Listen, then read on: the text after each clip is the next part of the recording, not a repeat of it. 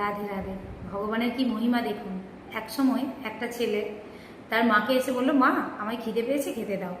তো মা ছিলেন খুব ভক্তিমতী, তিনি চাইতেন আমার ছেলেও ভগবানের প্রতি বিশ্বাস রাখুন, ভক্তি করুন, ভগবানের কাজ করুন, সব কিছু। তো সেই মা বললেন যে বাবা তুই আমাকে খাবার নিয়ে যা, ভগবানকে যা, দেখবি ভগবান তোকে খাবার দেবে। তখন এই ভেবে মায়ের কথা শুনে বাচ্চা ছেলে সে যখনই খিদে পেত ভগবানের কাছে যে খাবার চাইতো, ভগবান আমাকে খেতে দাও, দেখতো যথারীতি পেছনে খাবার চলে এসেছে। তো এইভাবেই চলতে থাকতো। তো একদিন তার মা ছেলেকে রেখে একটা আত্মীয়ের বাড়ি গেছে, জানছে ছেলে খাবার আগে আমি ফিরে যাব। তো কোনোভাবে আটকে গেছে, ফিরতে পারিনি। মায়ের খুব মন খারাপ, সে কাঁদছে যে আজ আমার ছেলের ভগবানের প্রতি বিশ্বাস টলে যাবে, সে তো খাবার পাবে না। অ্যাকচুয়ালি তো মাই খাবারটা দিত ভগবানের নাম করে। তো আজকে আমার ছেলে যখন খাবার পাবে না, তার ভগবানের প্রতি বিশ্বাস চলে যাবে, সে ভাববে যে মাই খাবার